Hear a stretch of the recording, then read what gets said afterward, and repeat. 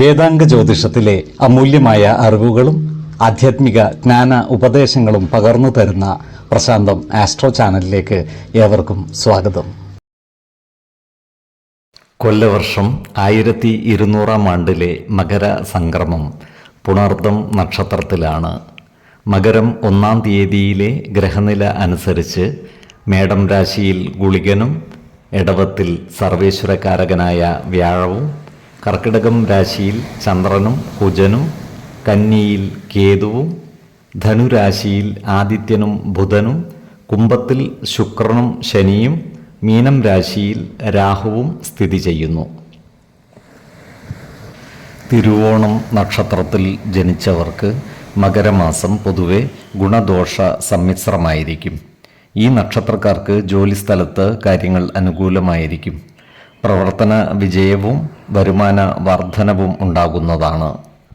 സഹപ്രവർത്തകരിൽ നിന്നും സഹായ സഹകരണങ്ങൾ ലഭിക്കുന്നതുമാണ്.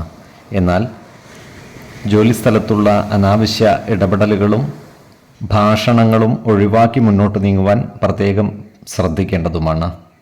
അതുപോലെ സഹോദരങ്ങളുമായി ചില്ലറ ആശയക്കുഴപ്പങ്ങൾ വന്നു ചേരുവാനുള്ള സാധ്യതകൾ കാണുന്നുണ്ട്.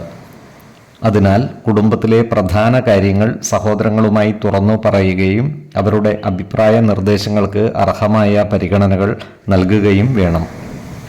ഈ നക്ഷത്രക്കാരായ ബിസിനസ്സുകാർക്ക് കാര്യങ്ങൾ അത്ര അനുകൂലമല്ല. ബിസിനസ്സിൽ നിന്നും പ്രതീക്ഷിച്ച ലാഭം വന്നു ചേരുവാനുള്ള സാധ്യതകൾ കുറവാണ്.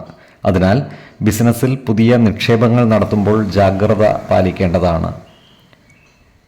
ഈ നക്ഷത്രക്കാരോട് ശത്രുതാ മനോഭാവത്തോടെ പെരുമാറുന്നവരുടെ എണ്ണം കൂടുന്നതാണ്. അത്തരക്കാരെ തിരിച്ചറിഞ്ഞാൽ അവരുമായി നല്ല സ്നേഹസൗഹൃദ ബന്ധങ്ങൾ നിലനിർത്തുവാൻ പരിശ്രമിക്കേണ്ടതുമാണ്. ജീവിത പങ്കാളികളുമായി നല്ല സ്നേഹബന്ധം നിലനിർത്തുവാൻ പരിശ്രമിക്കേണ്ടതാണ്. സിനിമ, നാടകം തുടങ്ങിയ സാംസ്കാരിക മേഖലകളുമായി ബന്ധപ്പെട്ട് പ്രവർത്തിക്കുന്നവർക്ക് കാര്യങ്ങൾ അനുകൂലമാണ്. ഇവർക്ക് സമൂഹ മനസ്സിൻ്റെ അംഗീകാരം നേടിയെടുക്കുവാൻ കഴിയുന്നതുമാണ്. ഈ നക്ഷത്രക്കാരായ ഉദ്യോഗാർത്ഥികൾക്കും മറ്റു തൊഴിൽ അന്വേഷകർക്കും അനുകൂലമായ കാലമാണ്. ഇവർക്ക് ടെസ്റ്റുകളിലും ഇൻ്റർവ്യൂകളിലും വിജയം വരിക്കുവാൻ സാധിക്കുന്നതുമാണ്.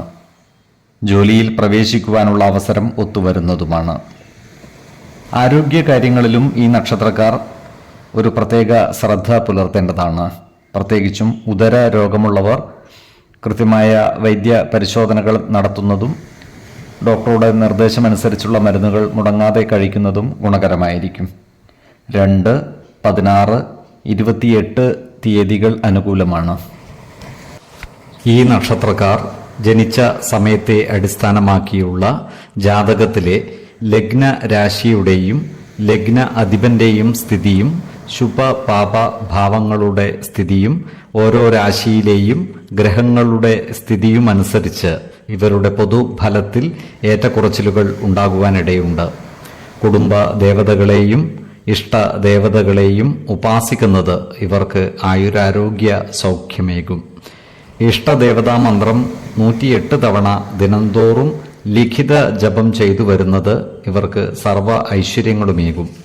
നല്ല വ്യക്തി സാധനകളോടെയും ഉപാസനകളോടെയും മുന്നേറിയാൽ സർവേശ്വരാനുഗ്രഹത്താൽ ഇവരുടെ സർവകാര്യങ്ങളും മംഗളകരമാകും. നന്ദി, നമസ്കാരം. ജ്യോതിഷരത്നം പ്രശാന്ത് കണ്ണൂർ.